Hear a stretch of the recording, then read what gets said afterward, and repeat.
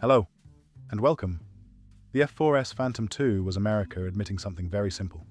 The Phantom was too old to be the future, but too useful to throw away. This was not a clean new fighter with a fresh design. This was an old naval machine taken apart, strengthened, rewired, upgraded, and sent back into service, with one last serious job left. The story starts with the F-4J Phantom II. The Phantom was originally developed by McDonnell, later McDonnell Douglas, as a large twin-engine, two-seat, all-weather fighter for the US Navy and Marine Corps. It was fast, powerful, heavy, and built around radar-guided missile combat. But by the time the F-4S appeared, the airframe was no longer young. The Navy had a choice: retire a large number of useful aircraft, or rebuild them into something safer, sharper, and more practical. The F-4S was that answer. The F-4S was created by converting F-4J aircraft through a major service life extension and modernization program. This was not a small repaint or a simple cockpit refresh.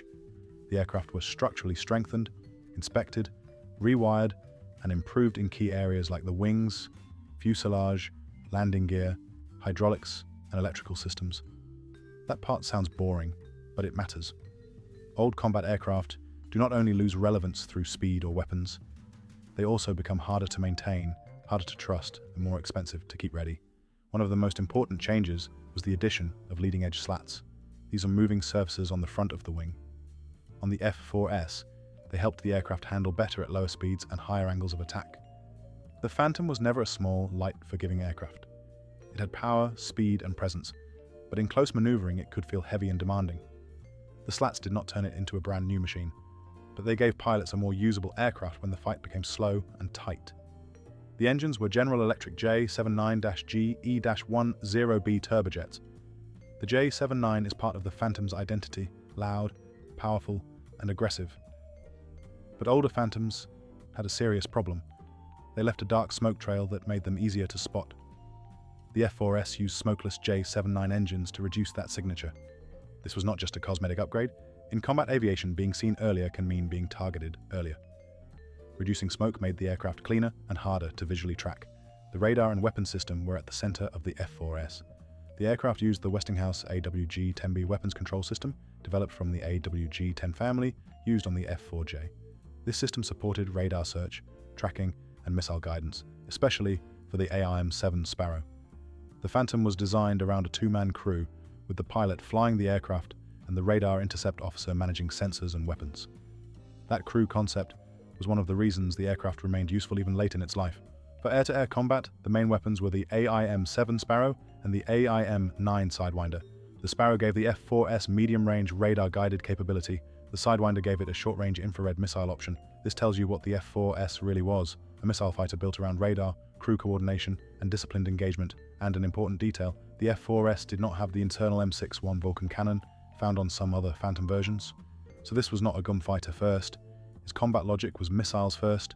The F-4S could also work in the fighter-bomber role.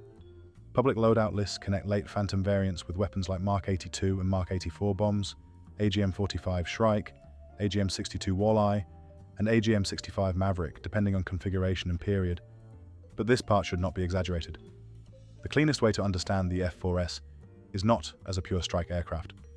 It was a naval fighter-bomber with strong air-to-air routes and enough flexibility to take on attack missions when needed. Some F-4S aircraft were also associated with Honeywell's ITAS helmet sight system. For the time, this was an advanced idea, letting the pilot cue weapons by looking toward the target. It was not the same as modern helmet-mounted systems, but it shows the mindset behind the F-4S. Engineers were trying to squeeze more performance, more awareness, and more combat value out of an airframe that had already served for decades. The defensive side also improved. The F-4S carried electronic countermeasure equipment such as the ALQ-126 family, linked with Sanders. This did not make the aircraft invisible or untouchable. It simply gave it better tools in an environment where radar threats and electronic warfare were becoming more serious. That is the whole character of the F-4S. Not magic, not hype, just practical upgrades where they were needed most. My honest view is that the F-4S was one of the most logical Phantom upgrades. It fixed real weaknesses: smoke, handling, aging structure, wiring, reliability, and electronics. It kept a proven aircraft useful without pretending it was something completely new. That is smart military engineering. But the limits were still clear. The F-4S was big, old, maintenance-heavy, and based on a design from another era. You can improve an old fighter, but you cannot erase its age. The F-4S did not make the Phantom young again. It made the Phantom mature, sharper, and still dangerous for its final years. And that is what makes this aircraft interesting. The F-4S was not the beginning of a new generation. It was the final, refined version of a legend that still had work to do. It was the Phantom refusing to leave quietly.